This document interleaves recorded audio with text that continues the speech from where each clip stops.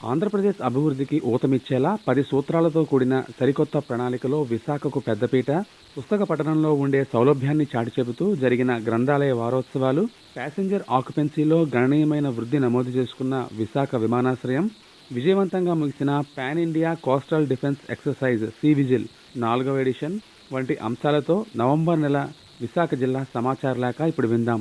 రచన వి సత్యనారాయణమూర్తి. ఆంధ్రప్రదేశ్ అభివృద్ధికి ఊతమిచ్చేలా 10 సూత్రాలతో కూడిన సరికొత్త ప్రణాళిక ఆవిష్కరిస్తామని ముఖ్యమంత్రి నారా చంద్రబాబు నాయుడు ప్రకటించారు. విశాఖపట్నం జిల్లా కలెక్టరేట్లో ఉత్తరాంధ్ర జిల్లాల్లోని వివిధ అంశాలపై సమీక్ష నిర్వహించిన ఆయన రాబోయే 5 ఏళ్లలో చేపట్టాల్సిన అభివృద్ధిపై చర్చించారు. భోగాపురం గ్రీన్ఫీల్డ్ ఎయిర్పోర్ట్ అందుబాటులోకి వచ్చే నాటికి స్థానికంగా అనుకున్న ప్రాజెక్టులన్నీ పూర్తయ్యేలా చూడాలన్నారు. విశాఖపట్నం లాంటి మహానగరం రూపురేఖలు మరింత మార్చాల్సి ఉందని, అభివృద్ధిలో రోడ్లు, ఎయిర్పోర్ట్లు, పోర్టులు, మెట్రో ప్రాజెక్టులు గేమ్ చేంజర్గా నిలుస్తాయన్నారు.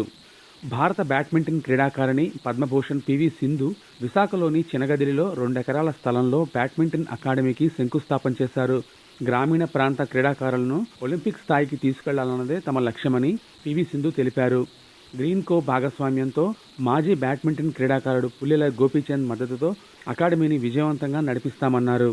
విశాఖలోని ఐఎన్ఎస్ డేగా విమానాశ్రయంలో యాంటీ హైజాక్ ఎక్సర్సైజ్ విజయవంతంగా నిర్వహించారు. హైజాక్ దృష్టాంతాన్ని అనుకరిస్తూ ప్రతిస్పందించే విధానాలను పరీక్షించడానికి సామర్థ్య ధృవీకరణకు సమగ్ర యాంటీ హైజాక్ విన్యాసాలను నిర్వహించారు. National civil aviation security programme కింద నిర్దేశించబడిన ఈ వార్షిక డ్రిల్ ప్రయాణికుల భద్రత, తద్వారా దేశ రక్షణను పునరుద్ఘాటించింది. మరోవైపు రైలు ప్రమాదాలు సంభవించినప్పుడు ప్రాణాలతో రక్షించడం దగ్గర నుంచి ట్రాక్ పునరుద్ధరణ పనులు పూర్తయ్యే వరకు చేపట్టే చర్యలను కళ్లకు కట్టినట్లు చూపిస్తూ వాల్తేర్ రైల్వే డివిజన్ పరిధిలోని సింహాచలం రైల్వే స్టేషన్లో మాక్ డ్రిల్ నిర్వహించారు. విశాఖలోని ప్రధానమంత్రి ఆవాస్ యోజన, ఎన్టీఆర్ నగరాల లేఅవుట్లలో చేపట్టిన ఇళ్ల నిర్మాణాలను త్వరితగతిన పూర్తి చేయాలని జిల్లా కలెక్టర్ ఎంఎన్ హరీంద్ర ప్రసాద్ సంబంధిత శాఖ అధికారులను ఆదేశించారు. పద్మనాభం మండలం నర్సాపురం గ్రామంలోని లేఅవుట్ను సందర్శించి నిర్మాణాల పురోగతిని పరిశీలించారు. అప్రోచ్ రోడ్లు, డ్రైన్లు, ఇళ్ల నిర్మాణాల పనులను పరిశీలించిన ఆయన అధికారులకు పలు సూచనలు చేశారు.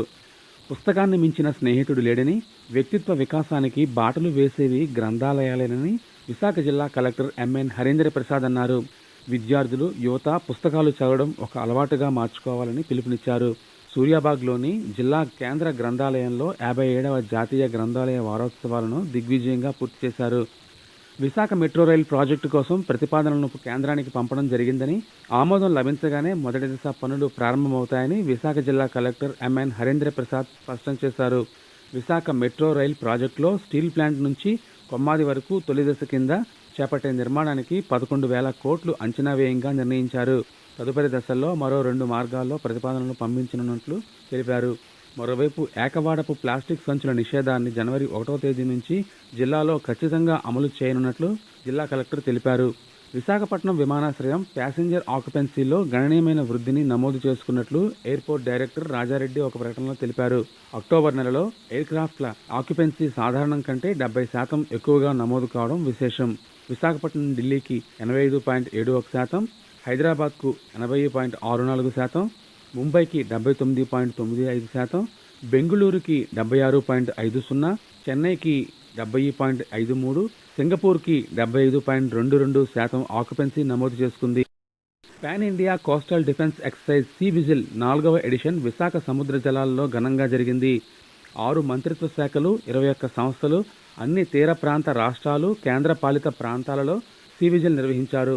తీర ప్రాంత జనాభాతో సహా ఓడరేవులు, ఆయిల్ రిగ్లు, సింగిల్ పాయింట్ మూరింగ్లు, కేబుల్ ల్యాండింగ్ పాయింట్లు, ఇతర కీలకమైన తీర మౌలిక సదుపాయాల వంటి జాతీయ ఆస్తుల భద్రతను బలోపేతం చేసే దిశగా సీ విజిల్ విన్యాసాలు పూర్తి చేశారు. పర్యావరణ హితమైన సౌర విద్యుత్పై అందరూ అవగాహన పెంచుకోవాలని రాజ్యసభ సభ్యులు, రెన్యూవబుల్ ఎనర్జీ పార్లమెంట్ కమిటీ సభ్యుడు గొల్ల బాబురావు పిలుపునిచ్చారు. ఆంధ్రప్రదేశ్ సోలార్ ఎనర్జీ అసోసియేషన్ ఆధ్వర్యంలో ఏర్పాటు చేసిన రీనెక్స్ట్ సోలార్ రెన్యూవబుల్ ఎనర్జీ ఎక్స్పోను ఆయన ప్రారంభించారు. ఈ సందర్భంగా గొల్ల బాబురావు మాట్లాడుతూ, కేంద్ర రాష్ట్ర ప్రభుత్వాలు రెన్యూవబుల్ ఎనర్జీపై పెద్ద మొత్తంలో కేటాయింపులు చేస్తున్నాయన్నారు. సౌర విద్యుత్ శక్తిపై విస్తృతంగా అవగాహన కార్యక్రమాలు నిర్వహించాలని కోరారు. సోలార్ ఎనర్జీలో విశాఖను ఆదర్శ జిల్లాగా తీర్చిదిద్దాలని కేంద్ర రాష్ట్ర ప్రభుత్వాలకు బాబురావు విజ్ఞప్తి చేశారు.